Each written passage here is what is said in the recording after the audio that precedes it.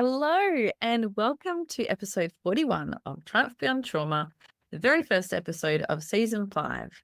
I am so excited to bring you this incredible conversation with the absolutely wonderful Sonya Leeding. Born in New Zealand, Sonya Leeding relocated to Australia with her parents and 3 siblings in 1987. Sonya grew up in Logan, Queensland, and relocated to the Gold Coast in 2001. After completing a double degree, a Bachelor of Arts in Justice Studies and a Bachelor of Laws, Sonya practiced law for a short time and found her true passion in policing in 2003. She has been a Queensland police officer ever since, working at Southport, Runaway Bay, and eventually finding her passion and fulfilling a lifelong dream, becoming a detective with the Child Protection and Investigation Unit. Sonya was widowed at 32 years old and has had to adjust to life on her own as a single mother since. Losing her husband has taught Sonya many valuable lessons, but most importantly, has allowed her resilience to shine through, which is also evident in her work in the Child Protection Unit. Sonya's debut book, Blue Widow, is the journey of how she navigated life as a police officer after love and loss. It is a journey of resilience and the discovery that trusting in yourself can be the very thing that saves you. This story will introduce you to humans behind the badge. When Sonya is not protecting vulnerable victims, you'll find her in mum mode with her 2 children, Hudson and Grace. Sonya has a passion for baking. It soothes her soul. Sonya's downtime is spent at a local F45 gym or out walking with her Labradoodles, Elliot and Amali. Sonya is also a king camper, and with the assistance of her 1968 Viscount vintage caravan, Felicia, she manages to find peace and quiet at new locations around southeast Queensland. It was truly my privilege to sit down with Sonya and to hear her journey. Sonya's book, Blue Widow, is a powerful and beautifully written memoir, and I highly recommend getting a copy. I will link to her website on the show notes, so you can grab yourself one. Before we dive in, I do want to acknowledge that this episode covers very sensitive topics, including postnatal depression, the passing of Sonya's husband, Damian, mental health challenges, and some alcohol abuse. So please be mindful of your own well-being today as you listen, and know that it's okay to pause or stop this episode and return to it when you feel like you might be ready. A huge thank you to Sonya for being so open and so vulnerable in sharing her journey. She is truly a phenomenal woman, and I am such a better person for having met her and having had this conversation, and I cannot wait for you to hear it. So let's dive in. Welcome to Triumph Beyond Trauma, the podcast that explores journeys of resilience and hope. I'm Rosie Skeen, a yoga and breathwork teacher and founder of Tactical Yoga Australia. As a former soldier's wife, mum to 3 beautiful kids and a medically retired New South Wales police officer with PTSD, I understand the challenges of navigating mental health in the first responder and veteran community. Join us for incredible stories from individuals who've confronted the depths of mental illness and discovered their path to happiness and purpose, as well as solo episodes and expert discussions. Together, we'll uncover the tools to help you navigate your journey toward a brighter, more fulfilling life. Whether you're looking for helpful insights, practical tips, or just a friendly reminder that you're not alone, Triumph Beyond Trauma has got your back. You matter, and your journey to a happier, more meaningful life starts right here. Welcome to the podcast. I'm stoked that you're here. I just wanted to start by saying how honoured I am that you are here with me. I really appreciate it. And your story and the way that you shared it through your book, Blue Widow, is just so powerful and beautiful. And I really loved how raw it was. And I hadn't heard you speak before, but I could almost hear your voice coming through in the book, which is just amazing. Like, I thought that was amazing. Thank you. Yeah. If you want, and if you're happy to, do you want to go back to the beginning? What inspired you to join the Queensland Police? Absolutely. So I guess I'm the oldest of 4 kids and I'm the smallest of all 4 of them. So when I say smallest, the shortest. I'm the eldest and the shortest. What is that? I know. We're like the tester kid, I think. So being that kid, I was very much, let's set this up for the rest of the kids and do the right thing and be the boss and be a perfectionist and do something to prove everyone else wrong. So I guess that's kind of how I ended up in policing, and the fact that I always wanted to serve. Yeah. Making a difference in the community was such a massive thing for me. So it was really something that I was drawn towards. In fact, I changed schools at the end of year 10, and going for an interview at the new school, they said, "Oh, what do you want to do when you leave school?" And I went, I think, I might join the police." And I'm thinking, I'm probably too short. I'm probably not quick enough. And I think at the time they had height restrictions in, so I wouldn't have made it. I would have been just under the height limit. And the principal said, "Okay, well, you need to do all these subjects." So it was smart maths, PE, which I didn't do beforehand. And I went, "Oh, yeah, I can do those." So I did them. But I threw in a few creative subjects as well. I had to do my art and drama and all that sort of stuff because that's where I was at. Yeah. And legal studies. Ah, And it wasn't until we had a guest presenter in our legal studies class who worked in the Juvenile Aid Bureau at the time. And she came in and told us about her life experiences and working in the police. And then I went, you know what? I think that's what I want to do. So from that, I was determined that once I left school, I was going to the police. But by the time I left school, I was still the same height. Nothing had changed. So I started my degree. I did a justice degree, and then I tacked on a law degree as well because I thought, well, if I don't get into the police, I need something to fall back on. So that was cool.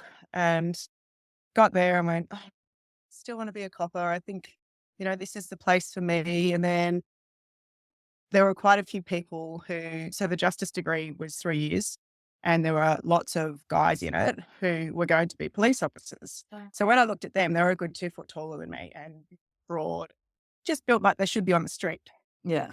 Yeah. Whereas I was not. So I was like, oh, I don't know how this is going to happen. And I debated for a little bit. I got really involved in my law and thought that maybe the corporate world was where I needed to be. So eventually I ended up finishing my degree, got a job in law, absolutely hated it, and went, I need to put my application in. But by then I was 23. So I thought I had, a wealth of knowledge and life experience. I was married for the first time. So I'm thinking, oh, this is great. I'm really mature, all of 23 years old. By the time I was 24, I was accepted and I started at the academy. Yeah. So that was probably a really long-winded version of how I ended up in the police, but that's where I wanted to be. I wanted to serve, and I knew that I wanted to help people. Yeah. And I think most of us start with that sort of ideal when we go to the police. Yeah, I agree. Isn't it interesting that you had that little thing inside you from you had said it right from the start? I think I want to be in the police, and then you got there. It just intrigued me. I loved the uniform. I loved the paramilitary style that was probably advertised back then. It's probably not so much now, but back then, no. No, shaking my head. I'm like, no, they don't do that. I can tell you now, when I went through the academy, I expected boot camp. Instead, it was an adult learning environment where they kind of left you to your own devices for your fitness. And I was like, oh, Oh, I have to do this myself. I need someone to tell me what to do. I know. I'm the same. Like, oh, actually, I was expecting someone to crack a whip every now and then and let me go and do it. Oh, it was just nuts. But, that 6 months was definitely life changing. And I would never go back and do it again, especially not 22 years later. I couldn't imagine doing it at this age now. Oh my gosh, I know. Oh, you shared some beautiful moments. And I don't want to talk about the book too much because I reckon people should really read it. It's Okay. amazing. But obviously we will talk about it. Yeah. But you shared such beautiful moments about your relationship with Damien Yes. in the book. And I would love to know how you guys, well, I know because I read the book, but if you could share with me how you guys met and the connection, where did you get that connection from and how did that grow in your relationship develop? Yeah. Okay. So I better paint a picture of Damien for those who don't know. I say I'm short, so I'm 163 centimeters and seem to be shrinking by the day, according to my children. And Damien was probably 3 centimeters taller than me. Yeah. So he wasn't a big fella, but he was fit. And the first time I saw him, we'd seen each other in the halls in the dorms because we were both living on campus, and he was an intake ahead of me. And like I said before, I was married at the time, and no, our relationship didn't start at the academy, just so everyone knows. Naughty. Yeah. Um, I mean, plenty of others did that kind of thing, but I didn't. Um, and my girlfriend and I were practicing the obstacle course one day, and Sandy was shorter than I am, but she was a really strong, wiry sort of lady. You know, she could lift heavy and all that sort of stuff, but running really wasn't her thing. So we went, righto, we'll go practice this afternoon. So the first obstacle is like a flat Besser brick wall with nothing to climb. You literally launch yourself at it and over the top. So I was attempting to do that and ran into it a couple of times and was in hysterics and just being a fool and thinking, oh, yeah, I'll get through this eventually, Yeah. whatever. It'll I'd happen. done it a few times, so I didn't really care. And Sandy was sort of up on the bank next to the obstacle course. And I'm being a dickhead. And I look over at her and she's going, standing there with her mouth wide open and just staring. And I'm like, what the heck's going on? I'm thinking, oh, she's not laughing at me. I didn't get any laughs out of her. She's focused on something else. So I'm like, oh, give up. So I went and joined her, standing on the bank. And I'm like, what are you looking at? We're meant to be training. And she's like, that. And she points down the obstacle course. And there's this red-haired, freckly faced guy who come flying over these obstacles. Like, so when I do it and when I feel like I do any training, it's clunky and it's heavy. Yeah. Damien was so light on his feet. He was bouncing. He was like a rabbit. It was crazy. So, you know, he'd just leap over these things and then he got to the balance beams and they were those graduated balance beams. So they started low. Yeah, they started low coming back because he was on the return lap and he was running across it. And I'm like, is this guy? This is insane. How do you do that? Like, I'm thinking, "Oh, maybe I should just give up now." He was just so fit and then gets to the best brick wall and just leaps over it. And I'm like, what? Okay, I guess that's how it's supposed to That's be how you done. do it. Yeah. Yeah. So that was my first sighting of him. And I was like, that guy's insane. And then after that, we'd sort of pass in the halls and, you know, I knew a few of his intake just to chat to. But other than that, we really didn't say a word to each other then, hi, how you going? And I knew him as Damo. Um, and so since then, I found out that his nickname at the academy from his squad mates was Stiffy because he's always out in front. Uh, And I mean, as derogatory as that is, I mean, it's a typical copper thing, isn't it? The most stupid nickname you could find. And he had it, you know, nothing to do with his red hair. yeah. So he grew up with the nickname Spud from his mates. Can't recall how that one came about, but at the academy it was Stiffy. That's so funny. I love how the police humor works, you know. Oh, it's ridiculous. And I'm sure there are other professions that have that kind of banter, I guess. Yeah. But yeah, obviously I haven't worked in any, so I'm just saying it's a cop thing. Yeah. Yeah, so then we graduated. He graduated 2 months before I did.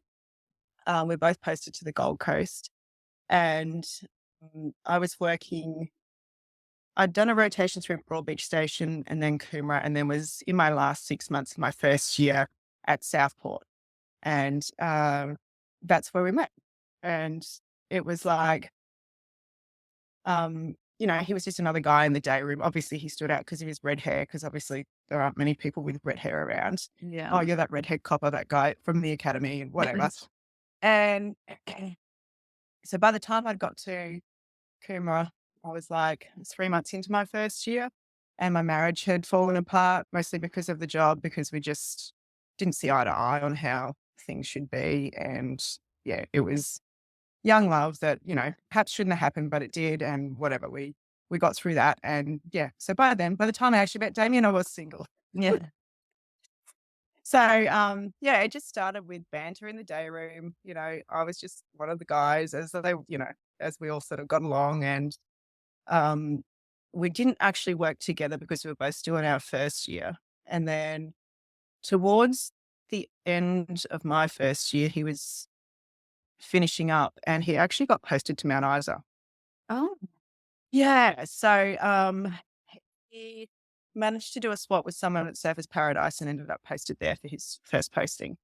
And along the grapevine, he had heard that my flatmate, who I was living with at the time, was moving out. And he'd sent me a text message, and I'm like, and back then it was like the old phones, the push button. Yeah. No photos, no nothing, really plain. And he sent me this text message saying, "Hey, I hear you've got a room for rent. I want to move out of the barracks." And I'm like, Jesus, news travels fast around here. How did you get my number? Back when computer hacking wasn't a thing. Yeah.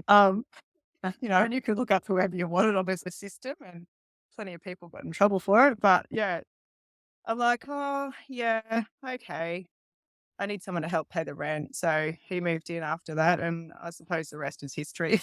We started with that friendship, and yeah, it was just we'd hang out together, and he'd go out with his mates and I'd go out with my girlfriends. And then, the next morning he'd be like, "Hey, how you going?" And yeah, we just really built that friendship. And we had that time to do that, which was really nice. And I don't think a lot of relationships necessarily these days have that basis. You don't have that time to get to know each other. Life's changed. It's all technology driven. Whereas because we were living around each other, we kind of got over the whole, oh, this is a bit weird kind of thing, trying to get used to someone else. Whereas we were very open from the start as friends. And then obviously that grew into love. So yeah, that's how our relationship started. It's so nice. And I like that, how back in the old days before all the technology, you could Yeah. time and just build friendships instead Yeah. of feeling pressure. Yeah. When did you get married? On the 6th of May, 2006. So we'd been together for 9 months, and then he proposed. And I wasn't surprised because we'd talked about it for ages.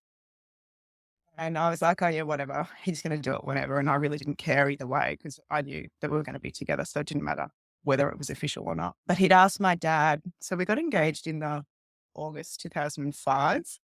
And he must have asked my dad earlier in the year. So mum and dad were living in Victoria at the time. And they'd been out for a holiday, and he'd asked dad. So every time we went on like a little mini break and go away for the weekend, my parents would ring excitedly after. So, "Anybody new?" So, he took his time, which is what he Yeah. always did. He did it in his own way with no pressure. Yeah. And yeah, it was a surprise that he was actually doing it. So that was great. So yeah, we got engaged and then we got married 9 months after that. Yeah. Yeah. So beautiful. I love that about your parents. Like, oh, it's Yeah. about And then when we finally ring, they're like, oh, it's about time. Yeah. They've just stopped calling. Yeah. She'll let us Don't know. ask anymore.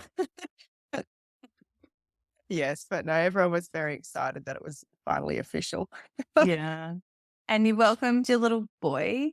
Yeah. Yeah. How was that? Planning a baby? Because I remember, you saying that you weren't sure that you were ready to have Yeah. a baby yet. So almost as soon as we got together, Damien was like, let's have a baby. And I'm like, let's not. I'd rather go night clubbing. I don't want to have a baby. I'm too young. Yeah. And I was very career driven as well. Like I really wanted to make the most of being a copper and making my mark on the world and saving as many people as I could, which, wears off after a few months. Mhm. And each year you become less and less enamored by that prospect. Yeah. So, yeah, at the time, like I'd come out of my first year, I was permanent at Southport Station, and someone there had seen some ability in me to investigate. So I was put in the inquiries team straight away with some really experienced officers. And I said, oh, this is neat. I don't want to go having a baby and ruining all of this. So it did take us a little while to come around to the fact that, yeah, we were going to have a kid. And not saying that I'm not maternal, because I was always very maternal and always wanted kids. But after I joined the police, I went, oh, no, I've just got this amazing career and I don't want to go and have a baby and divert it. So anyway, we did eventually have Hudson in 2009. But, that wasn't without its trials as well. So I know and I'm not being disrespectful, but I know lots of people have fertility issues and those sorts of things. And I just wasn't sure that my body was capable of it. Yeah. And it took us 13 months to fall pregnant. And then when I did, it was like, oh, you're right on your 30th birthday. Happy birthday. No drinks for you. Oh, no. Yeah. So we planned this massive party and I was like, I'm just going to do a test before I run off and do my errands for the day and just see whether I should be having champagne on the weekend or not. So did the test, waited the time, came back in, checked it and went, oh shit, I'm pregnant. And I literally didn't have time to celebrate or anything. So Damien was still in bed. So I ran and I threw the test at him and I went, here you go. Hey, we're having a baby. I've got to go. I've got all this stuff to do. And he's like, pea stick in his face, like, yeah, we're having a child. Oh my God. Yeah. So having to keep that a secret while everyone, yeah, and most of my police mates, I don't know if you had that experience, but every time we got together, there was a ridiculous amount of booze. Everyone just went crazy. So I was not crazy this time. I just watched everybody else do it. And everyone was like, oh, do you want another drink, son? I'd be like, yeah. So they'd get me a champagne and I'd go, thanks, and wait for them to walk away. I'd put it down and walk off. Ah, because I was going to ask, yeah, because every time I was pregnant, everyone knew because I would just stop drinking. Yeah. Yeah. They know. I bought, like the non-alcoholic sparkling. So I Yeah. had a glass with something in it, but they didn't know what it was. Yeah. That's the easiest way to tell people I've got was pregnant. I didn't even know how far along I was. So yeah, Hado came along in 2009 and again, that was another life-altering experience. When you think you got the mummy gene and then you go, oh, this is not what it cracked up to be. Life was very different considering, I wanted to work and it was nothing like policing. It was a whole other ballgame where you had someone completely relying on you for everything. It was just so, so different. And that took me a real lot to get used to. So, yeah, we managed to do that though. And I think the best part was that I got onto it very quickly. I'd always suffered depression from when I was about 15.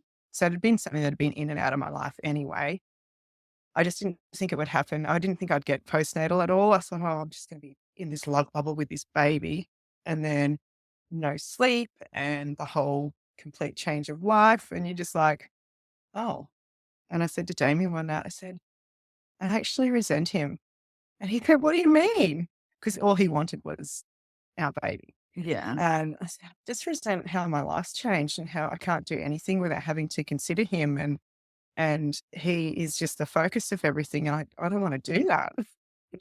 And he went, what do you mean you don't want to do it? I said, I actually can't. I feel sick. And so it got to a point where obviously with the lack of sleep and what have you, I went driving around with Hudson in the car looking for a truck to drive under. And that kind of, because he was screaming so much, I was just like driving around all these back roads and the roads that I still travel now. And every time I drive past a particular street, I'm like, thank God that was a really steep hill because there's probably no way there'd be a truck up there that I could have driven under anyway. And I was going like 30 Ks, so it wouldn't have made any impact. It would have just damaged both of us.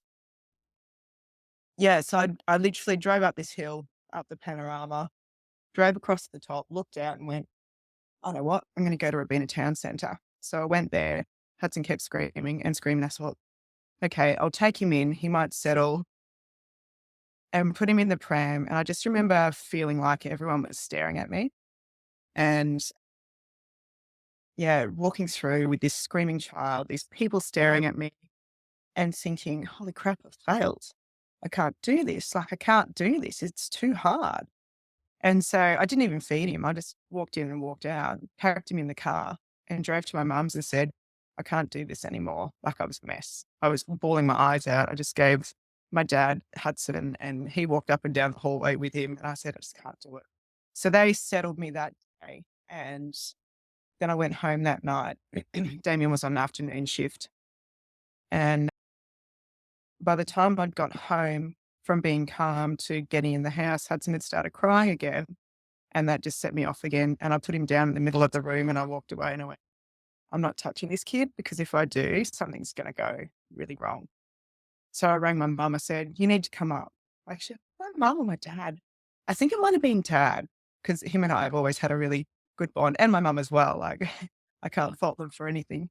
Um, but yeah, I remember putting Hudson down, and then one of them rang Damien and said, "You probably need to come home, mate, and we need to, get some supports happening and what have you." And still, I think that was probably a turning point for me, in that I went, "Okay, I've identified that this is making me feel really awful.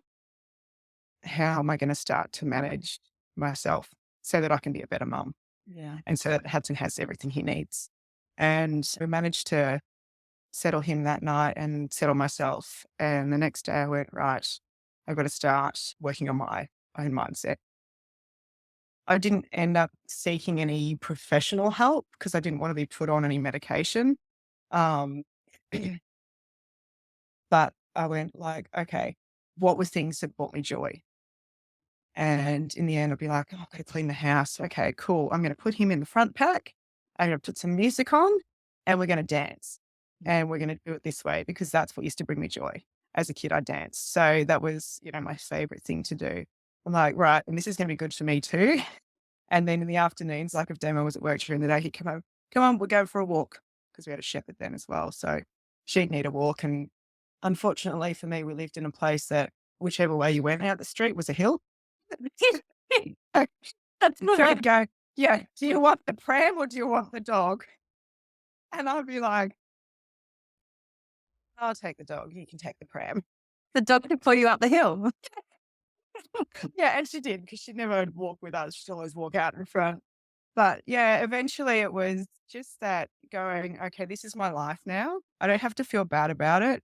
Your body was made to have children. You're obviously meant to be a mother. Where's the disconnect? And I went, I think being in the police was something that I'd wanted to do for such a long time, and I wasn't willing to give it up necessarily. Um, and then, yeah, having Hudson and being at home all the time, I was like, that's not what I really want to do. Hence, I think I only spent 4 or 5 months on maternity leave and went back. So, yeah, that was the struggle having him. And he says to me sometimes, he's like, Mum, because he started reading my book. Grace hasn't because she's not much of a reader, but Hudson started reading it. And I think he got up to one of the parts. Yeah, I might have been kissing Damien or something in one of the parts. And he goes, "Oh, Mum, I don't think I want to read that." Keep that chapter. Just move on. Now it sounds like it's an adult novel. Yeah. Um, but yeah, he was like, "I didn't know that you suffered depression from when you were really young." And I said, "Yeah, mate." He said, "Oh," and I think it was sort of a light bulb moment for him because he watches me now and he knows when I'm not feeling well. Yeah. And he's also very conscious of his own mental health, which is really good. So I'm sort of like, mate, keep reading it. It goes through the really hard parts and then kind of come out the end. There is a light at the end of the tunnel. But yeah, he's probably shaped me with a lot of my managing my depression. So yeah. I think like listening to you talk about becoming a mum for the first time and being a police officer and really loving your job, I can relate to that a lot. And we had our first baby and I didn't have any postnatal or anything like that. I was very lucky, but that sense that I was missing out. Yeah. So And FOMO, isn't it? yeah, absolutely. And then we tried for a second baby and it didn't happen. And then so I put in for a remote transfer, which was great. Yeah. But then Yeah. I fell pregnant, obviously, immediately after Yeah. something like that happened. Or that's the And way. the guilt that I had for the new like station. Yeah. But then I was like, I was on my way to maybe promotion soon and all of those things. And I was just like, oh, that's over for me now. Like I had this I Yeah. had this like pre-baby sadness. Like it was probably a little bit of depression too. And even like I Yeah. was really early in the pregnancy, but yeah, I just remember feeling like, oh, I just don't really want Yeah. this for me at the moment. Like, I know they fall Yeah. at the most inopportune times. Yeah. It's There's never a good that time though, is there, to have one?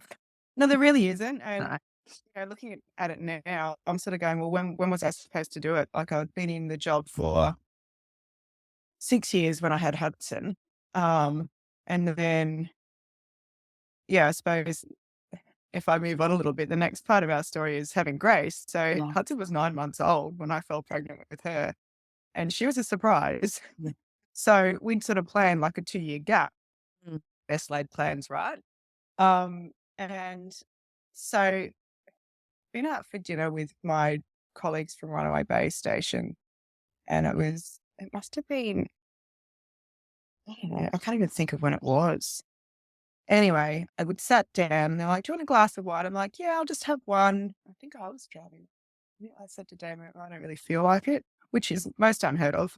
Um, and I'm drinking this wine. I'm going, "Ugh, oh, that tastes weird. What's wrong with the wine?" And they're looking at me going, "Are you being serious?" I'm like, "Yeah." And then dessert came out. It was sticky date pudding. I'm like, "You can't get that wrong." And I went, "It's just this weird taste in my mouth." And then I had a race day that weekend, and like a police legacy race day. And I'd been looking forward to it for ages. And again, I was like, ordinarily I would have had a big day, but because I've been feeling off, I'll just do a test. Let's just see what happens. So I do a pregnancy test and put it down. It wasn't even close to the time limit. And you know how there's like the control line that comes up to say the test is working. That hadn't even come up. The positive line came up straight away. And then the control line came in slowly. And I'm like, it's like different. What's going on here? And I'm like, oh shit. I want to go and have a really nice day tomorrow with my girlfriends. I got the outfit ready, you know, ready for bubbles. And I'm thinking, am I going to do this? Like, I've got a 9-month-old baby and I'm going to have another baby. Are you kidding me? Especially after having postnatal depression. I was like, oh, the trains just got back on the tracks. I Mm. can't do this. And then I went, I'll just forget about it for the weekend. It'll be fine.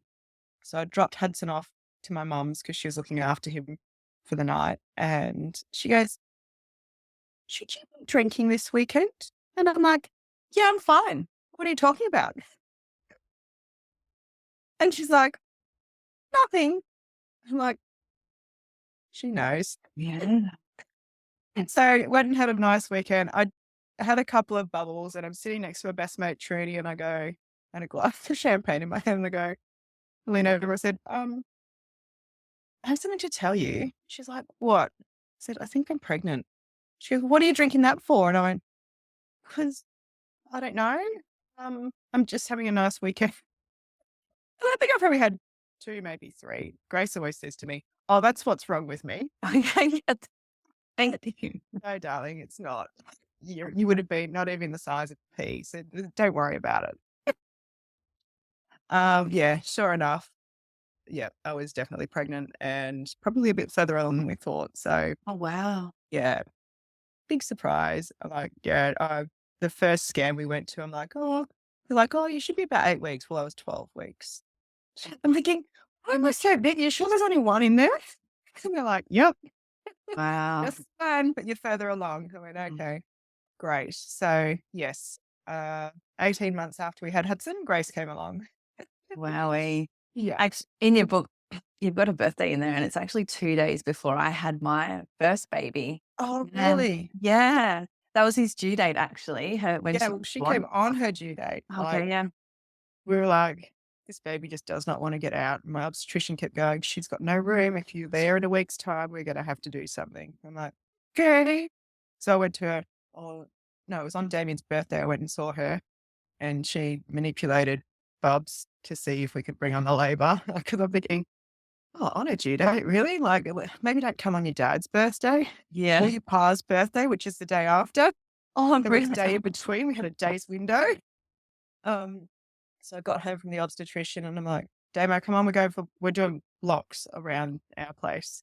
Get Hudson in his little bike thing, and off we went and took the dog. And he's like, you all right? I'm like, yeah, I got a couple of pains. Took him out for dinner for his birthday up Tamborine Mountain. And he literally chased Hudson up and down the resort where we went to all night. And mm, got home and I was like, oh, still feel a bit funny. Oh, I'm just going to go to sleep. And when we'd had Hudson, I laboured from 6 p.m. and he was born at 6 a.m. So it was all overnight. And then Damien said to me, do you reckon this time you could like let me sleep? And I'm like, oh, because it's all about you. They're Bless like, him. yeah, okay. So 3:40 in the morning, I went, oh my God, let's go to the bathroom. Well, my waters broke as soon as I went in there and I went, oh, that didn't happen last time. Maybe this is going to be a bit quicker. And I'm like, I'm not going to the hospital because I don't want to sit there and carry on. I just wanted to wait until we're just about to pop before I went. And so I had a shower and went, oh, put fresh nightie on and what have you, went back to bed. Then Hudson woke up a few hours later and yeah, he's running. I got up and made him his breakfast. He's running around the kitchen and carrying on. And I went, oh, uh-oh, doesn't feel right. I think we're having contractions. And it was so quick. And I rang my parents and said, hey, because they were living out of Tembury. I said, yeah, can you come down? I'm in labour. Don't panic. My water's broke, I think. And anyway, I'm just waiting on Damien to get out of bed. So then I went, oh, maybe I should tell him that I'm in labour. You know, we're having a baby now. Just wake him up. Excuse me. Hey, babe, my water's broke at whatever time. What? Your water's broke? Should we not be at the hospital? I'm like, all right. I'll tell mum and dad to come, but not to hurry. Grace had other ideas. Um, so I went, okay. I said, Hudson fed. I've got a bag packed. He's all good to go. By the time my parents arrived, and ordinarily it's probably a drive, if that, from they lived down to where we were. By the time mum and dad arrived, I was on all fours in our bedroom, and our bedroom's right next to the front door. And my dad at the time was a paramedic, and he literally walked past, stuck his head in, and said to Damo, you might want to get her up into the hospital because I reckon if you don't do that soon, she's having the baby right there. And Damien's like, Sonya, you've got to get up. And I'm like, oh, I need to put a bra on. And I've got and he goes, oh, for God's sake. So he's like reaching me up off the floor, trying to get me into the car. And my mum's like, are you all right? I'm like, yeah, I just didn't want to do all that at the hospital. And they're looking at me like, what the you should have been there probably a few hours ago. Anyway, we get in the car. I'm in the back seat on all fours the whole way. I remember having a face washer and thinking this is not cold enough. Put it on my head. That didn't work. And we're driving along, and ordinarily to get to the highway from our place, there's this street, Michigan Drive, that you go down, but it's got speed bumps every interval. Oh, And I'm thinking, oh, damn it, just go down there. No, he would not go down there in case we went over a bump and I had a baby in the back seat of his Jeep.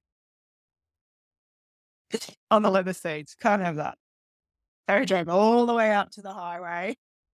And then off we went. And I'm like, we're driving along, and I remember sticking my head up going, really there yet? Can you stop going the long way? I'm having this baby now. And then when he pulled up. So at Pindara, there's like at the entrance, there's, the emergency, you jump in and everything can go straight in. Oh, no, he didn't do that. He pulled up across the road. And my mum goes, Damien, she's like literally ready to drop this kid. She's going to have a contraction in the middle of the road if you park there. And he's like, oh, oh, yeah. Oh. And I'm thinking, this like fantastic copper. And he really was. And your brain's not working when your wife's having a baby. What's going on? And then he pulls into the emergency and he goes, can't leave the car here. So mum walked me in, and the people at reception go, you know where you're going, love? I'm like, yeah. Where I was going, I just knew I was going down the hallway somewhere.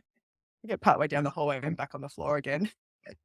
And so Damien went around the back of the hospital to find a part. And I think he literally made it into the labour room with like 5 minutes to spare before Grace was actually born. wow. She was in a hurry. Yeah. Yeah.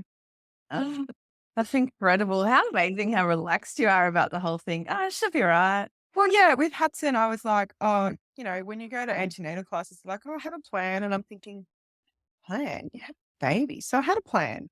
And nothing led to plan. So I'm like, this time I'm like, I'm not having a plan, but I'm not going to the hospital. It's as simple as that.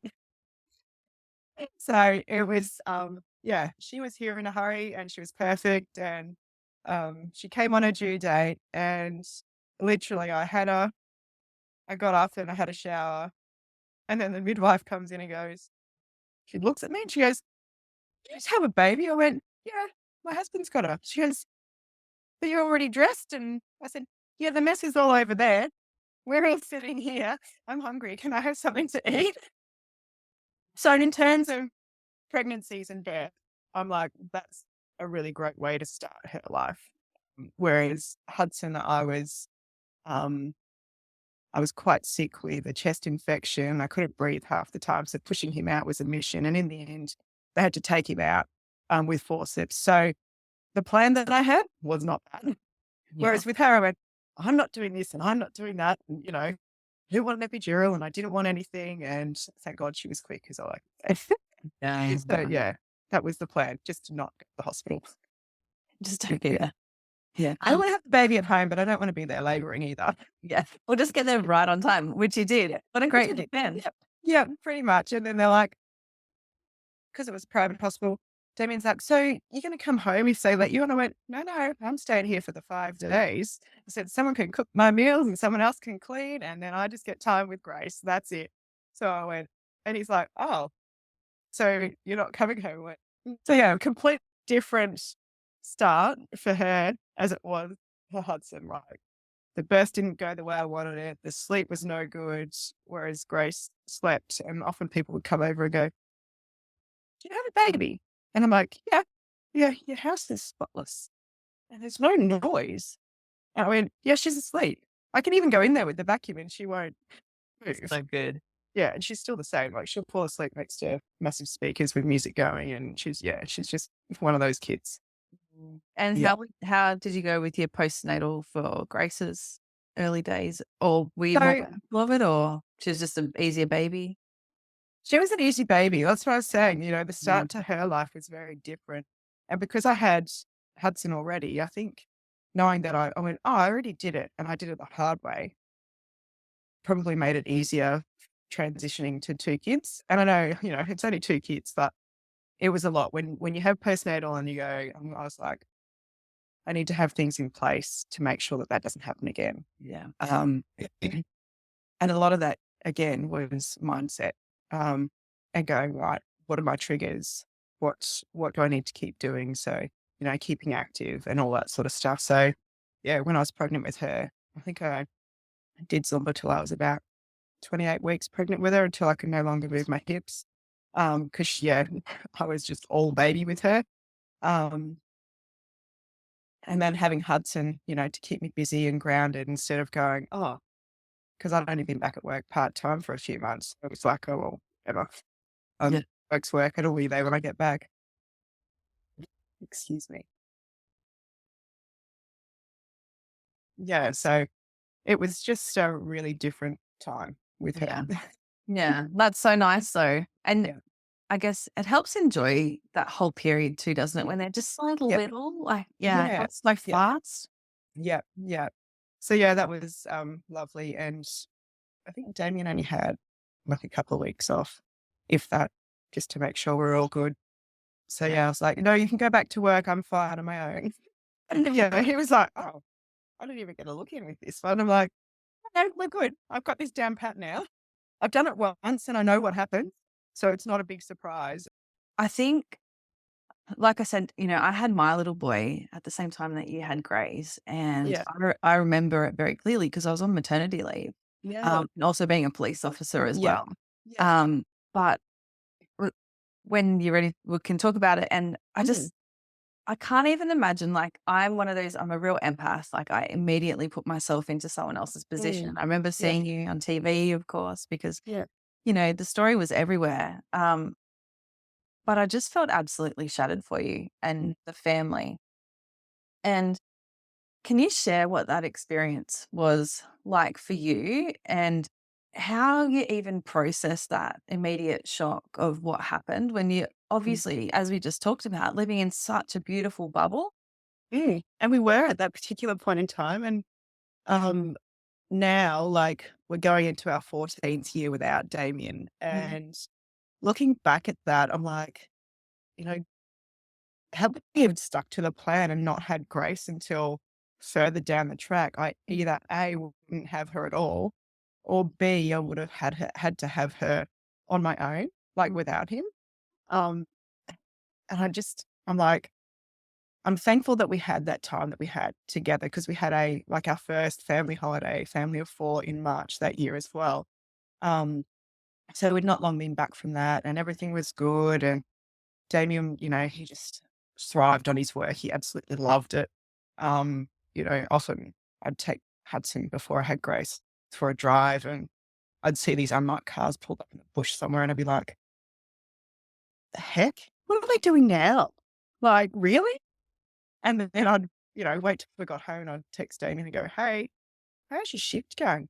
Oh, can't talk right now. I'm doing, some drug sting. I'll be like, God, okay. Wondered what you were doing in the bush back there.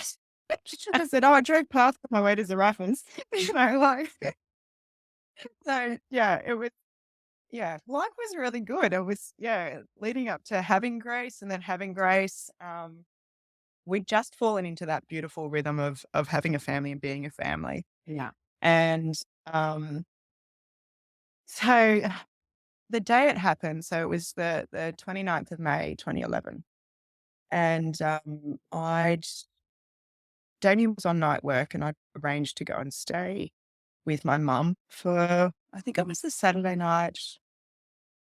Must have been the night before because the 29th was a Sunday. So the Saturday night I'd stayed so that he could have some rest. Not that Grace was a noisy kid because she'd slept through from 6 weeks old. It was just Hudson probably banging around with a truck or, doing boy stuff as he did. Yeah. Um, and so we'd gone and stayed up there on the Saturday night and Mum and I were going to my sister's for a body shop at home party. Yeah. I remember those. Yeah, yeah. So we'd organised to do that. But about lunchtime, I started to get cramps in my stomach and like, oh, maybe I'm coming down with a virus or something, and maybe I'm not well. And then my stomach was really upset. And I said to Mum, like I was lying on the floor with the kids, hoping that lying on the floor would, help the cramps and ease it. And it just didn't. I said, I just don't feel right. Something's not right. And I was like, okay, well, we'll go anyway. The kids are fine. We promised Christy I'd go. And driving down the hill, and I'm like, I've got to stop. So I had to stop at the bathroom and go again. And it was like, right, off we went up to Christie's. Didn't really feel like it. Still had these cramps. And it was just this really odd feeling. And funnily enough, on the way there, we drove past our street where Damien would have been asleep. And then on the way back, drove past. And I think he was on the Sunday night, he was on a 6 p shift. So, I didn't go back home until later that afternoon after I'd had dinner with Mum and Dad. Got home, put Hudson to bed, and then fed Grace. And I felt like once I was home, I was like, oh, I'm okay. It's okay. Everything's settled. I'm at home. I've got the kids. Remember sitting feeding Grace in our lounge room in that house, in the front lounge room, and had a few of the lights off. Hudson was settled for the night. And I was like, this is how it should be. Damien will be home at 2 o'clock in the morning. It was really peaceful. Mm. And then, obviously put her to bed, went to bed myself and went, okay, sent Damien a text, to wish him a good night, told him I love him. And that was it, I guess. And then there was the knock on the door and, uh, it's like the movies. Yeah. The minute you see a fully dressed police officer standing at your door, and when I say dressed, I mean like tunic and everything, the whole lot. I'm like, oh, you've got to be kidding me. This is not good. Um, it's really, it's very surreal, and I can still see Gary's face on the other side of the glass at our front door. And the first knock it sort of jolts you out of your sleep, and then I'm like, and they kept going, and I'm thinking, what the heck's going on here? I'm like, Damien's not meant to be finished yet because I think it was around midnight, maybe. So I'm thinking he's early. Oh, maybe the garage doors, something's wrong with the garage door and he hasn't got keys. And, your brain starts trying to rationalize why somebody's not at the front door. And then obviously seeing Gary, I was like, oh, this isn't good. And then I sort of looked out and I could see Toddy and Jules behind. And he's like, open the door. Oh, I forgot to mention, we had our mag torch, the big black one. Yes. Yeah. Yeah. So that was always under the bed in case we needed a torch or a bludgeon. Yeah. depending on the Work on both circumstance. ends. Yeah. Um, so I grabbed that and I'm flashing it through and I'm looking going, I didn't turn any lights on. I'm like, if I don't open it, then they can't tell me what they're here to tell me. Yeah. Um, and that realization that, they've come to do, as people refer to it, the death knock. It's like, oh, this is going to end well. And so I let them in and they all kept going, Sonia, you need to sit down. We need to talk. I'm not sitting down. You can tell me now. I'm not sitting down. I know what you're here for. You know what they're doing. Yeah. Yeah. I've done it myself where I've knocked on people's door and the first thing you say is, please sit down so you don't fall over.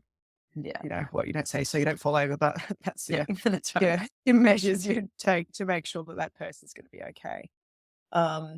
So yeah, we're sitting down and Gary told me that Damien had been shot. And so it's quite strange talking about it now. And especially after writing my book, I was able to let a lot of that pain go. So yeah, sitting with Gary and seeing Toddy and Jules and Toddy in his red friggin' polo shirt. And Gary saying, oh, we don't know where he's been shot, but he's at the hospital. I'm thinking, he's at the hospital. He's not dead yet. And where? Tell me where. And thinking, please say it's just a leg. And then I'm thinking they won't be here if it's just a leg. Well, they would have, but probably not in such a formal capacity, I guess. And then, because he wouldn't really, not that he wouldn't answer, he's obviously doing it to protect me, and that's what you do. But then I go into cop mode. Oh, is it? And I start rattling off all these crooks' names. And he's like, no, it's not him. I'm like, oh, he was chasing him last week. So, and he looked at me like, and I'm going, well, and then I went, oh, well, have you got the guys who did it? And he's like, there's people in custody. And I went, okay. And I'm thinking, well, now, what do I do now? And he's like, okay, well, we need to get to the hospital. I'm like, okay. And I don't even know how we ended up from the lounge into the kitchen.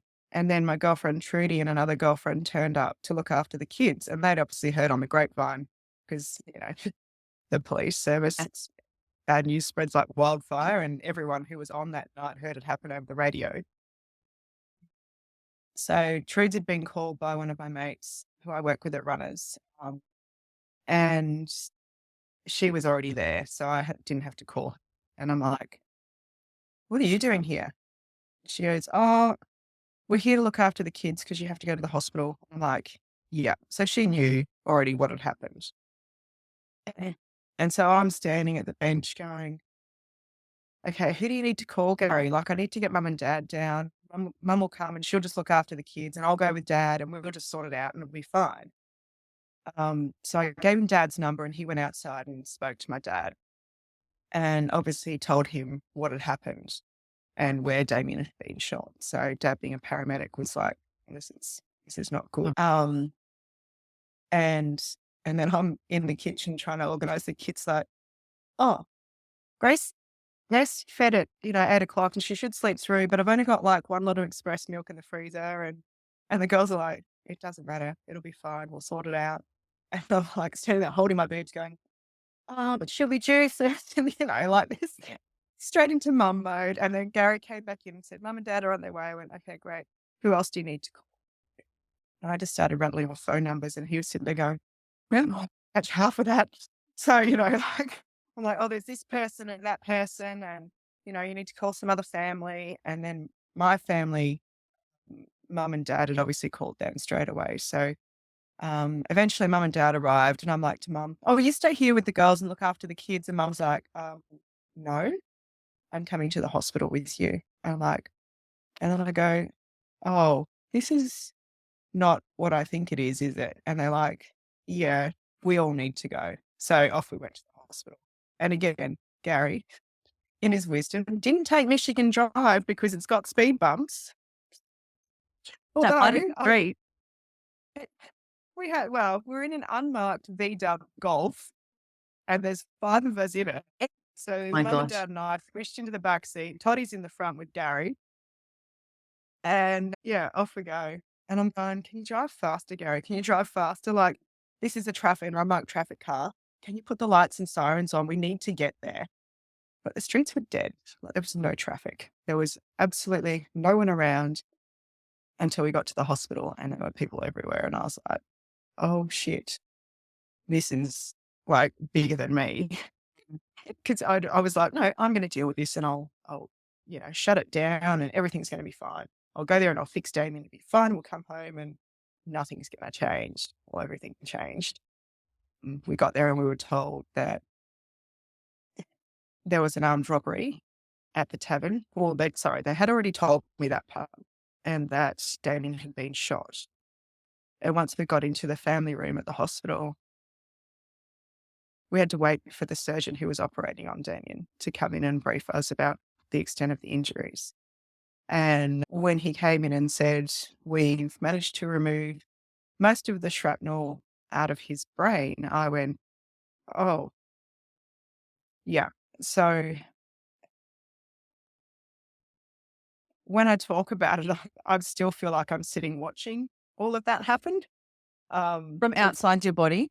Yeah, like I'm Yeah. sitting at the top of the room, like in a corner, just watching it all happen and unfold. And it's just such a surreal experience of, oh, this is actually happening. This isn't meant to happen to me. This is meant to happen to somebody else. I'm not meant to deal with this because I don't know if I can. And I went into shock and I was sitting next to my sister and my mum kept going, Sonya, and no, sorry. Someone kept saying, sorry. And then mum said, no, she's in shock. And I blinked and nodded and that was all I could get out.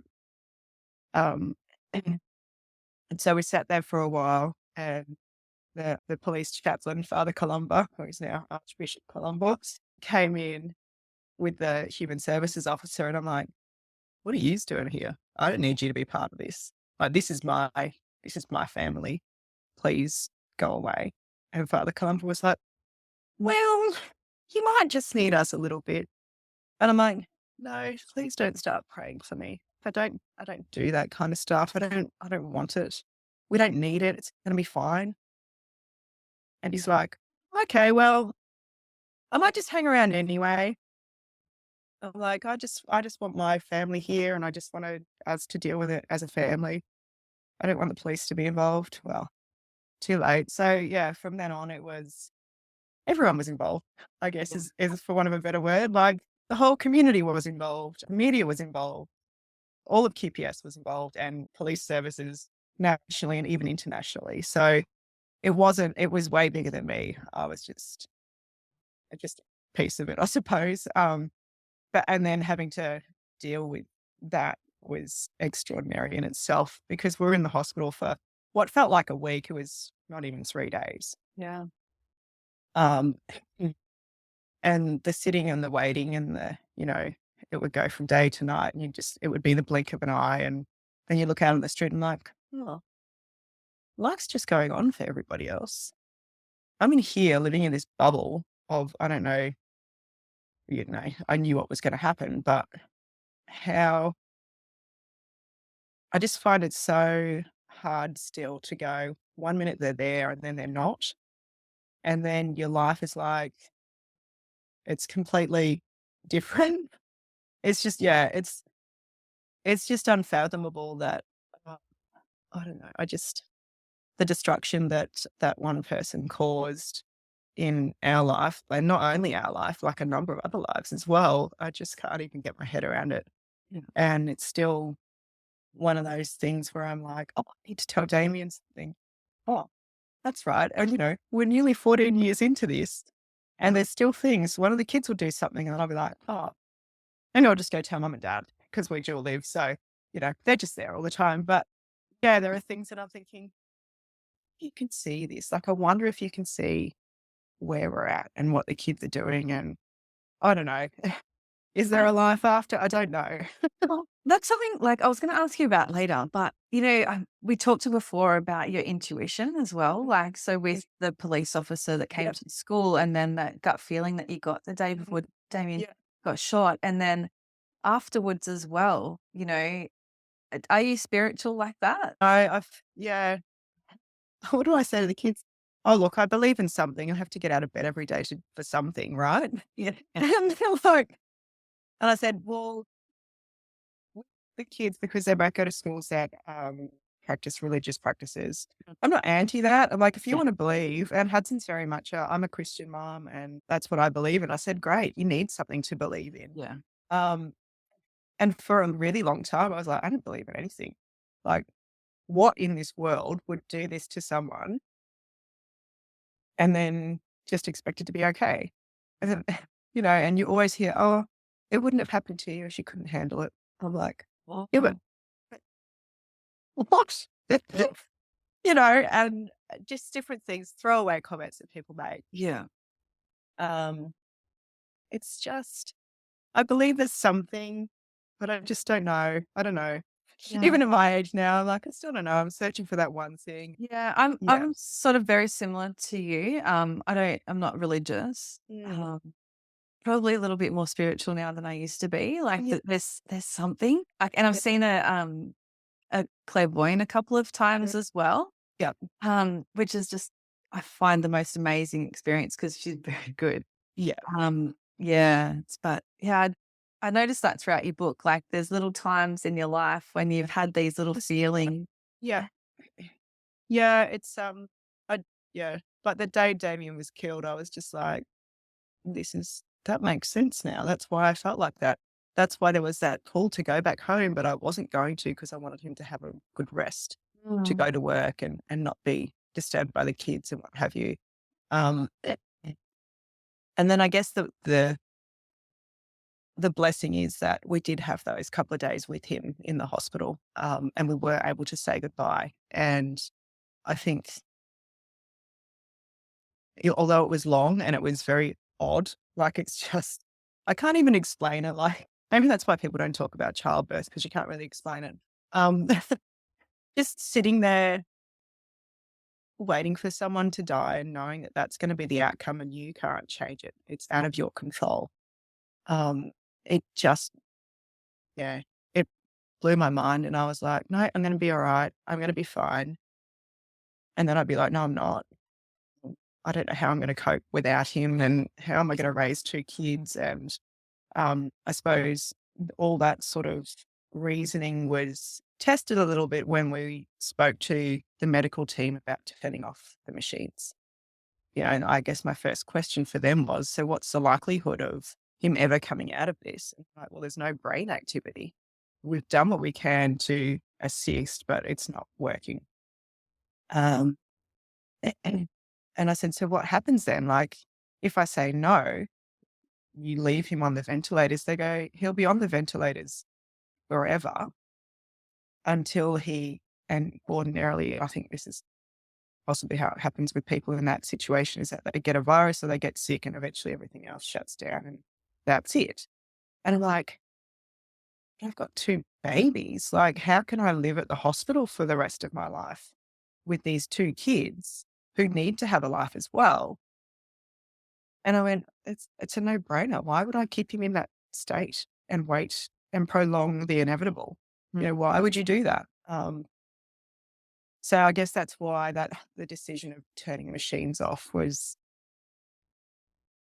yeah, such a no-brainer, for want of a better word. Like, he would have hated being stuck in that bed for any longer than he had to be.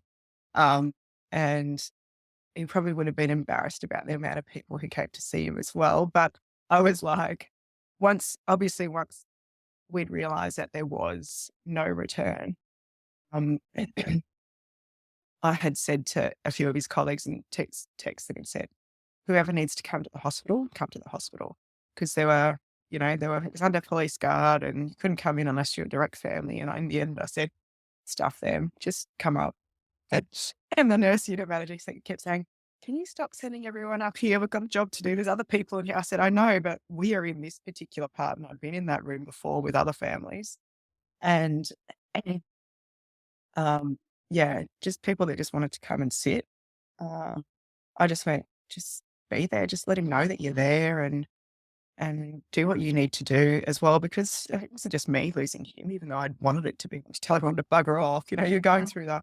I don't want anyone to miss out, but he's my husband Yeah. and my life and my kid's life. And yeah, so it was that real struggle of, I want everyone to come in, but I also want to keep him for myself. I think that's so generous of you to be able to do that, knowing, you know, he was going to pass away soon, that you allowed that to happen Yeah. when I would have felt the same as you. Like, I just want him all to myself for these last moments that I can get. Yeah.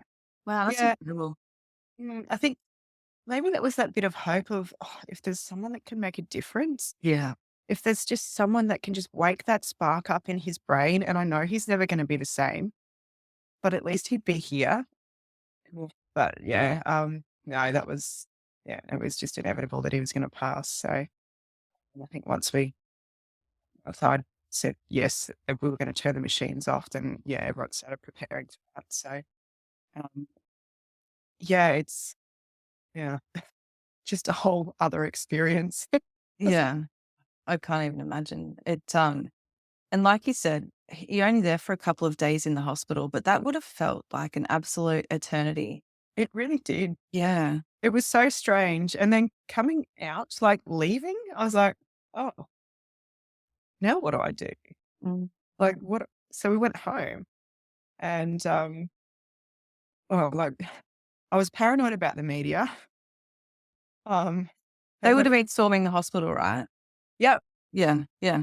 So, they were everywhere. And it was funny because, my sister walked in with her son, and Christy at the time was, what's now? Yeah. So she was like 3 months off giving birth to her second child, and she had her infant son with her as well.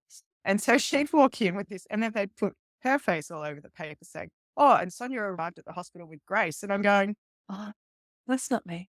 dickheads, like, come on. As if I'm going to walk up the main entrance.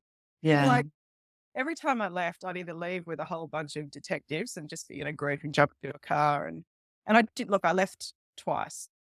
I came home twice.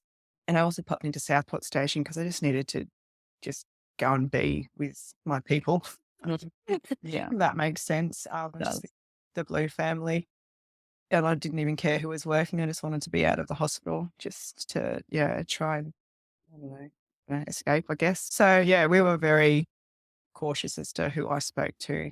Well, I was very cautious as to who I spoke to. And, obviously with these sorts of things, the media are very interested. And to the point where one day they'd gone to my house and leaned over the fence and taken a photo of some washing. And I was like, right, that was it. I'm not speaking to anyone ever again. Yeah. Like, no, there's no interviews. You're not getting anything out of me.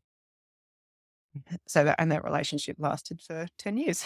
Yeah. Yeah. So yeah, I know when the 10-year anniversary came up and I spoke to quite a few, the bulletin and what have you. They're like, I can't believe you haven't spoken to anyone. I said, no, because one of you bastards hung over my fence and took photos of my washing and did this it was a tiny little article right at the bottom of the page, literally to say, oh, life is back to normal. There's washing on the line in the Leeding household, And I went, no, it's not. I'm at the fucking hospital waiting for my husband to die. It just, yeah, I just went, oh my God, can you just take a step away Yeah. and go, this is somebody's life. Yes, it's just a photo of washing and really it doesn't mean anything, but it did to me. Yeah. Out of all the articles, there's pages and pages of, what's happening with Damien and the job and what have you. And this tiny little piece at the bottom of the paper. And so, yeah, Bulletless. Yeah. yeah. So And invasive. very, Yeah. yeah, yeah. I felt violated. I was just like, oh my God, just take a step back. Yes, go and talk to the neighbours if you have to, which they did anyway, Mm. to get comment, which was rather interesting because I didn't really talk to anyone. So yeah, I'm like, oh, not really knew us, but good luck. Um, yeah, so it was so weird coming out and I'm going, no, fuck the media. I'm not having anything to do with them. So even getting out of the hospital, we went out a side door and across the road and the media had stayed down at the main entrance. So we managed to avoid them there as well. But yeah, getting home it was so strange. I was just like, I don't know what to do. Like, What do you do? yeah, what was I supposed to do? Well, these 2 kids, I didn't have to worry about them because there were 100 people in my house who were looking after them, all the time. Um, but I remember getting home. I didn't go anywhere in the house. I just went straight to bed, pulled the sheets and dinner up and went, "That's it, I'm it." And I just cried myself to sleep and stayed there for a few hours. But, yeah, my sister Mel's like, because everyone had been staying at home, she's like, "And then all these police turned up." Like, they all just turned up. Like, all of Damien's colleagues, and they were all, like, in the house, and it was just packed, and there were just people everywhere. And her husband at the time turned around to them, I think it was actually Mel that said to them, "What are you doing here?" Because they didn't know what to do either. They didn't know where to be. They didn't know what to do with themselves, and a lot of them were his colleagues. And Mel's like, "Mommy's in bed. Can you all just go?" Yeah. By the time I woke up, there was hardly anyone at home. The house was silent. I woke up and I'm like, "Did this just happen?" It's the strangest thing, that "Oh, he's not coming home. I'm never going to see him again. We're never gonna have a conversation. The kids don't have a father to grow up with. What do we do?" So I walked out to the kitchen and I saw that everyone had been drinking champagne and I went, "Um, where's mine?" And they're like, "You're asleep." "I need a drink. I don't know how I'm gonna get through this." And that was the start of a very bumpy journey. Yeah. Yeah. Wow. That's so intense, isn't it? And, just with that, what do we do now? Like, and you're never going to have that conversation again. Do you Yeah. still think that? Like, do you Yep. still, yeah, Yeah. I yeah, still think, well, I don't know, like, even if further down the track, say, something had happened and we didn't end up together, he'd still be there. He'd still be the kid's dad. And he still is, but yeah. they can't talk to him. I just want to talk a little bit about being in the public eye while you're going through that, because I can't imagine anything worse than losing your husband in such a tragic situation, Yep. having two, like a baby and a small child, Mm. but then just being thrust out into the world while you're going through all of that, Yeah. when all I can imagine you would have wanted is to just go home and shut the door and Mm. just deal with it within your Yeah. family. Yeah. How did you I don't even know if you could have managed it at the time because it was so much, but how did you get through that and past that? I Oh, think, so when that was happening, it was very much I wanted to shut everyone out and I didn't want people to know, but because our faces had been splashed everywhere. And originally, when I was approached about having the funeral televised, they said, "QPS is gone." Oh, no, we said no. And I went, "Wait a minute. What if there's people that can't make it?" yeah. So I guess I invited the media in then. And I thought, well, okay. And, we didn't get stalked or anything like that when we went out, but there were definitely people that would go, "Aren't you? Oh, you're that." And then they'd look at Hudson and see his curls and go, "Oh, that's that little boy, from the funeral because he was playing with his cars right next to Damien's Mm, coffin." yeah. Um, but then I guess with Grace, because she was a baby, she could be anyone Yeah. now. You know what I mean? Like, she's not very recognizable, I guess, in terms of that. But yeah, I'd be like, I remember going out and thinking, "Oh, I need to get the kids a special piece of jewelry to wear for the funeral." And so this is a few days after. And so I went to like the local Westfield and I'm walking through and I'm thinking, everyone else is just getting on with their life. And do they not realize that the worst thing that could possibly happen has happened to me? And I wanted them to know that, but I was also like, "Oh, I don't want them to look at me." Yeah, yeah. There's that. I don't want you to forget what's happened.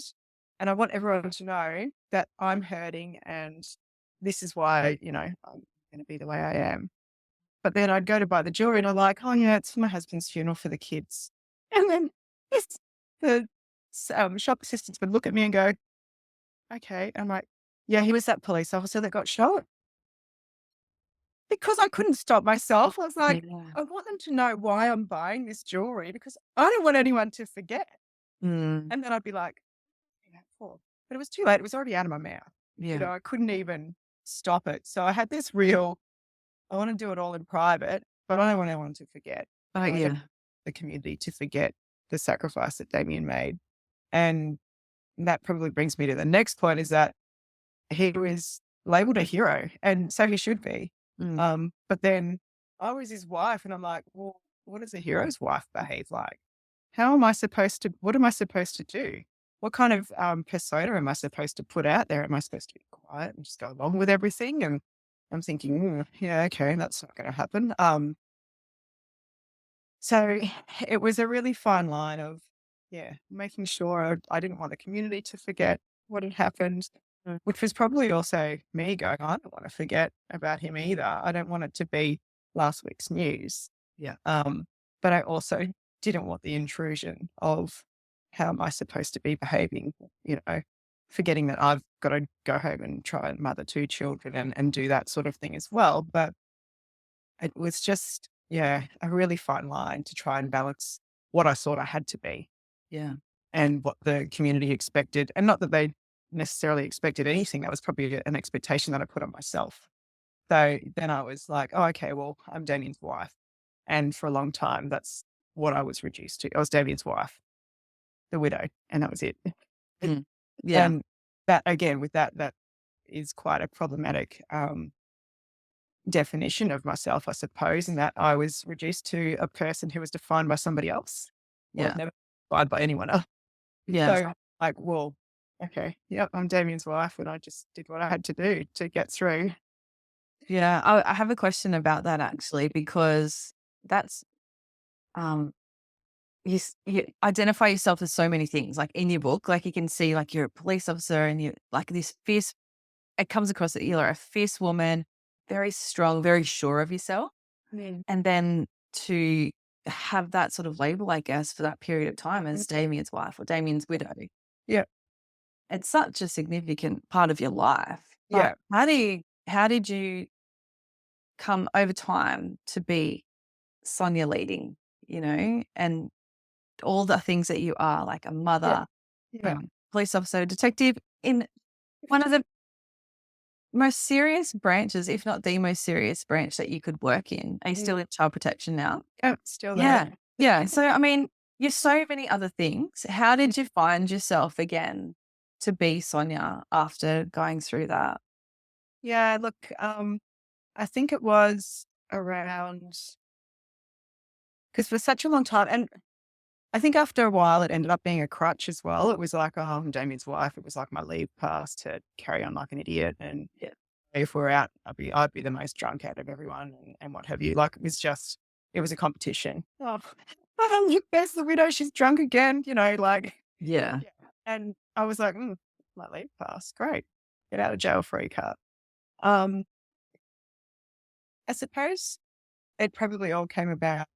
Um, And I just speak about this in my book briefly. I was remarried in 2018, and it was a very quick relationship. Um, I felt like at the time that if I was defined by someone else, if I was someone else's wife, that would show that I've moved on. Yeah. I thought that I had all my shit together. I did not. I was drinking 3 bottles of wine a day. Yeah. Like I'd go to work and what have you and do all the things I needed to do, but I'd get home and I'd down 3 bottles before I went to bed. Um, so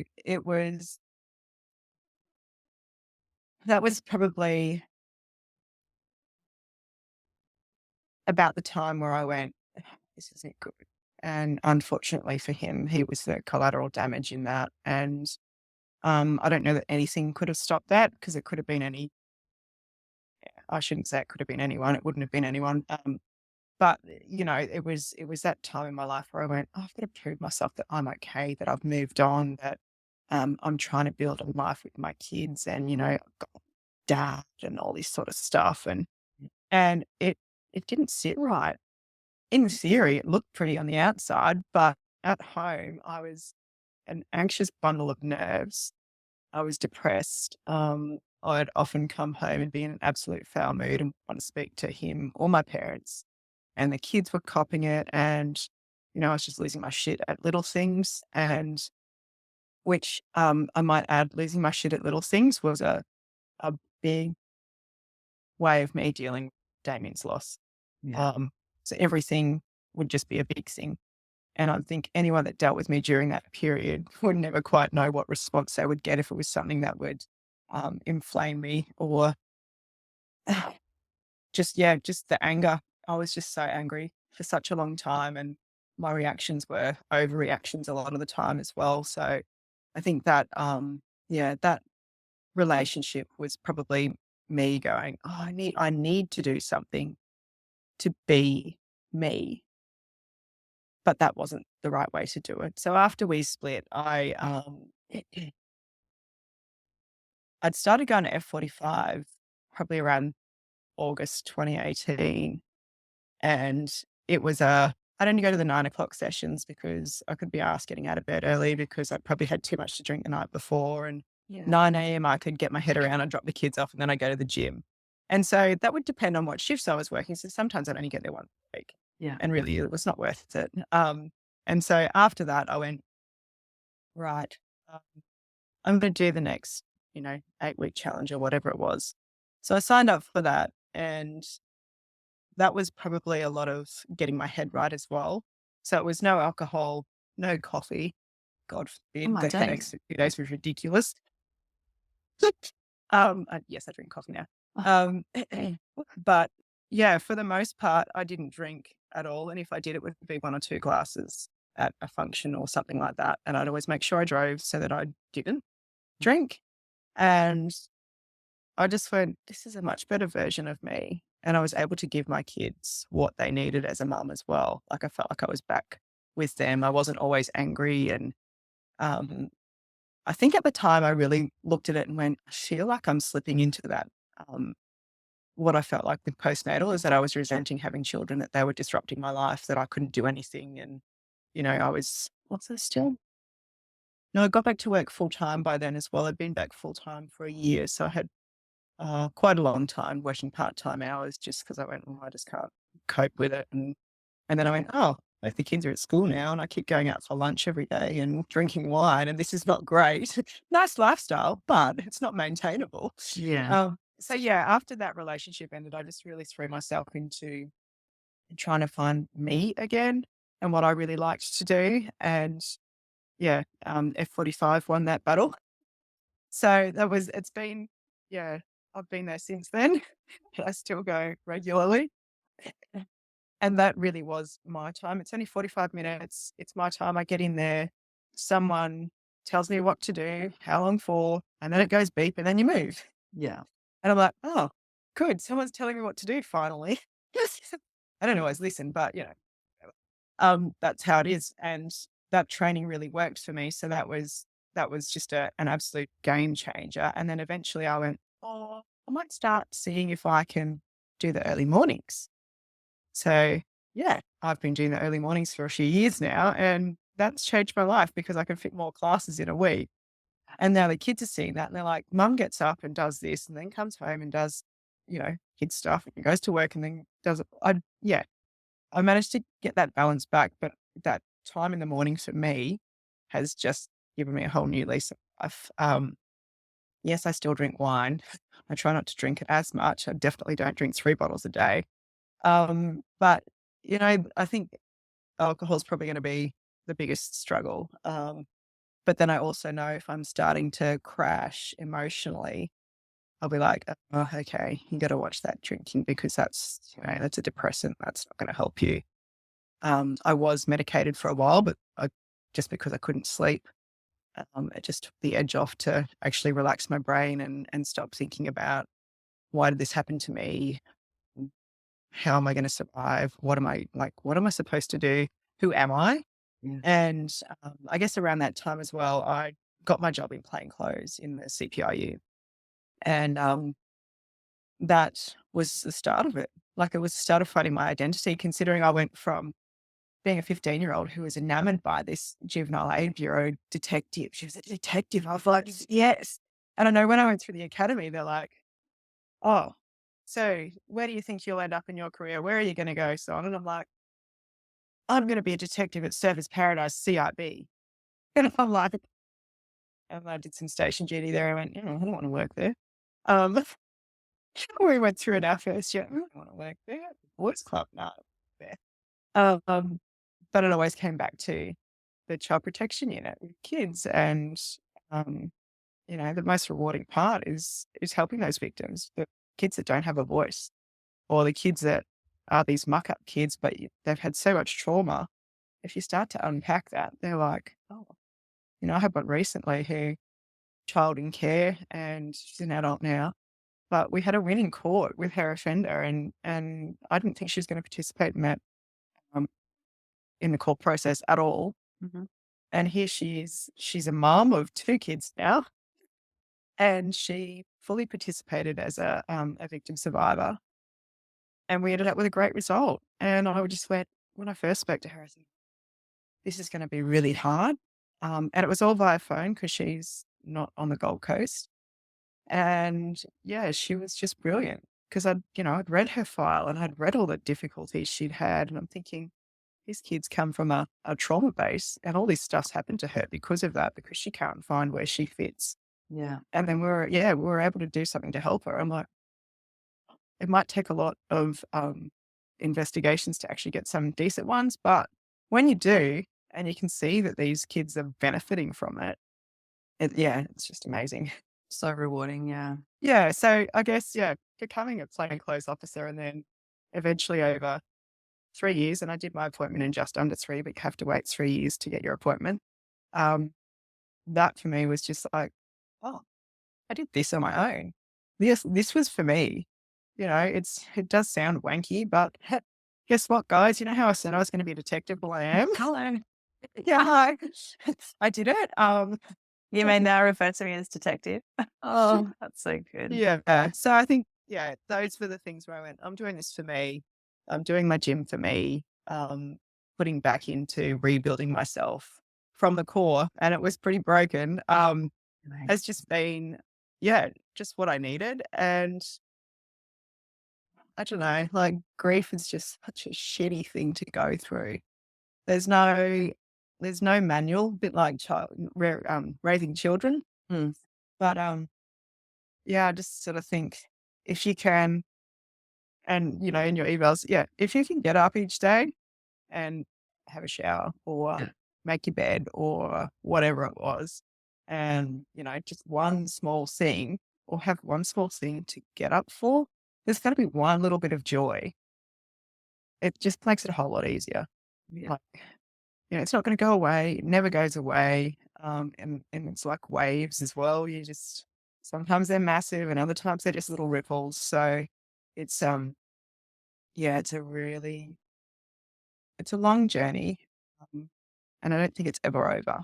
But I think if you can, break it down into smaller chunks, and just try and, do one day at a time, or 1 minute at a time. Like, if that's what you need, do it.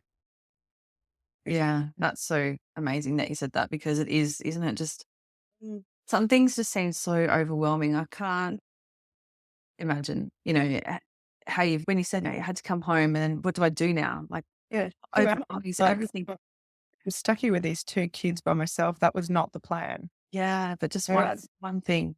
Yeah. Yeah. And you know what? A couple of my girlfriends said to me, we knew you weren't well when you didn't brush your hair, or you didn't brush your teeth, or you just get up and chuck Damo's trackies on and be like, right, we're going out, and look at you. Because they're often come to me for, hey, son, can we borrow stuff out of your wardrobe? And I'm wearing a pair of trackies and a flannel. Yeah. No. No. Um, No. let's help you out. Yeah. So they were like, she's not well this week. But yeah, I mean, they were good. They were there. I think that's a testament, isn't it, to having a good support network. Like Yeah. your parents, obviously, throughout your booklet, Yeah. just amazing for you and the kids, and then Yeah. your friends as well, to pick you up. It's Yeah. so important in life. Yeah. And, Mhm. going through grief, I think you soon work out who's going to stay in your circle. And there are people that I would used to see, and we were good friends with a couple of them. And I'm just like, I'd be like, oh, I don't know what to say. And so they just sort of drifted off and not to be heard from again. And I'm like, oh, well, I'm not going to chase that because that's just going to hurt me and Right. leave it there. Yeah. Yeah. Just wanted to ask for a piece of advice, actually. So Yeah. you've shown immense strength in the most unimaginable loss. What advice would you have for others? It could be like first responders, or people grieving in the public eye who are navigating their own journeys of grief and healing. Oh, look, I think, like I said before, you just try and do what you can do. Don't think that grief is this package that's just, you're going to get through it in a day, because it's not going to happen.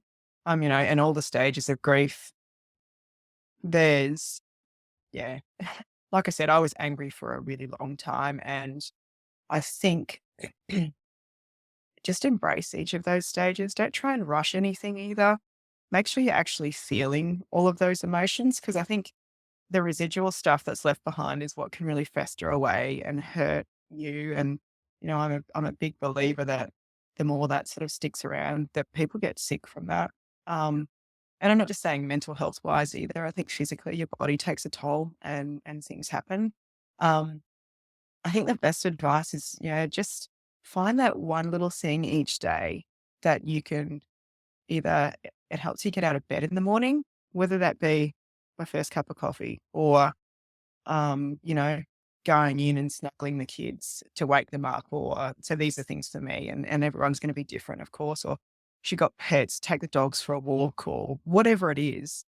Just that one little thing to give you that piece of light when it's really dark, I think is just a way to break it down. I don't think it's something that you should rush. I think it's something that you need to sit with and learn to sit with it. And I think for a long time, I didn't. I was angry. I felt that. Lots of people felt my anger. Um, but when I went, why am I reacting like this to something that's probably not bad? And it was because I was angry and was where I was at in my grieving. Yeah, I don't think the stages are necessarily secular, and they definitely don't exist by themselves. So just find that one piece of light that you can in your darkness times. Then, it might make it a little bit easy. But otherwise, it's definitely a journey, and I don't envy anyone having to go through it. Um, I know in the beginning, I had people say to me, "Oh, you need to speak to this person because they've gone through it, similar to you." And I'm like, "Why don't you talk to them? It wasn't their husband that was shot. It was my husband that was shot. Theirs was similar circumstances, but not the same." And I'll be like, "I don't want to talk to them." So since then, when I've been asked to speak to people in similar situations, I say, "No." I said, "The last thing I wanted was someone else telling me how I'm supposed to do this." Even though I had no clue, Yeah. I think you have to find it yourself. Yeah. Yeah. Mm. Thank you so much, Sonya. I feel really blessed to have met you and be able to talk to you today and to share your journey. Yeah. And Damian's journey and that of your family. I think you are incredible woman. I really loved your book. I'm going to link to it in the show notes. Thank you so much for sending it to me. That was such a gift. Like, Not a problem. it was so beautiful. Gotta get the word out. Yeah, it's amazing. I'll definitely be sharing it around. But thank you so much. You're more than welcome. I hope to speak to you soon. I hope you've enjoyed today's episode. If you have, make sure to hit subscribe so you never miss any new ones. We release fresh content every Tuesday.